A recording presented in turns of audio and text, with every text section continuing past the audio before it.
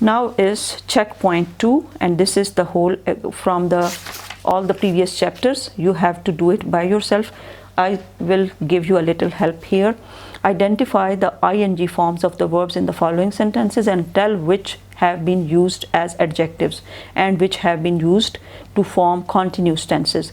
इसमें आपने बताना है कि इसमें continuous कौन सा है और as an adjective कौन सा यूज़ हुआ है.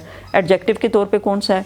The book he was reading was very interesting. was reading अगर पूरा आ गया साथ में ये helping verb भी आया है और साथ में ing भी आया है, तो इसका मतलब है ये क्या है? continuous tense है.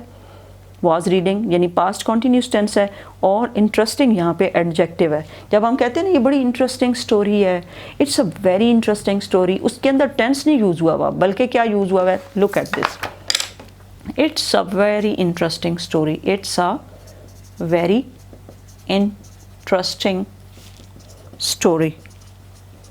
अब इंटरेस्टिंग स्टोरी में ये जब हम यूज़ करते हैं कि ये बड़ी इंटरेस्टिंग स्टोरी है, इसके अंदर कोई टेंस नहीं है, कहीं पे कोई was, were, is, are, am नहीं नज़र आ रहा, और इसलिए ये इंटरेस्टिंग जो है ing वाला इंटरेस्टिंग ये एडजेक्टिव है, क्योंकि हम उसमें ये बता रहे हैं कि ये कैसी है. ठीक है. इसी तरह हम कहते हैं कि this is a very beautiful picture and this is showing us the beauty. This is showing को कहते हैं कि ये प्रेजेंट कंटिन्यूस टेंस है, लेकिन जब हम कहते हैं कि showing beauty is the beauty which is shown here is like we cannot ignore it, तो उसमें वो adjective के तौर पे यूज़ होता है. Now look, she has an extremely caring brother. अब caring brother कौन सा होता है? जो आपका ख्याल रखता है.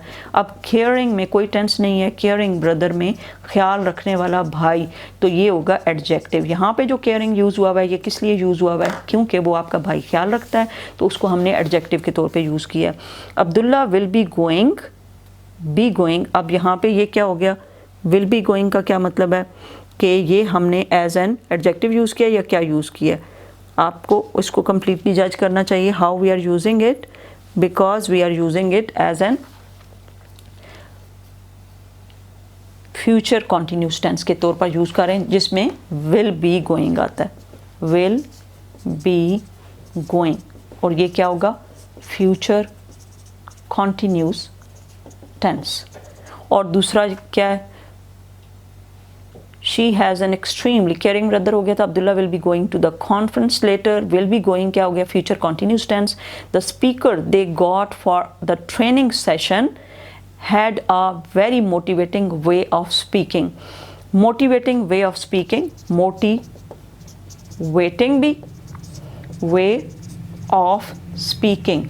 अब इसके अंदर कोई टेंस नहीं है, बल्कि speaking भी एडजेक्टिव है और motivating भी एडजेक्टिव है. ये दोनों क्या हैं? Adjective. Now you have to solve this all. I have given you the help also. और यहाँ पे आपने अप्रोप्रिएट फॉर्म ऑफ हैव का यूज़ करना है. जहाँ पे काम हो चुका होगा या वहाँ पे आपने हैड यूज़ कर देना है, और जहाँ पे काम नहीं यानी अभी प्रेजेंट में है उसमें हैव यूज़ कर देना है, क्योंकि थर्ड फॉर्म तो उसके साथ लगती ही है. और इसी तरह इस क्वेश्चन को भी सॉल्व करना है आपने, और इसको आपने सेंड कर देना है to check, and this will be for your test.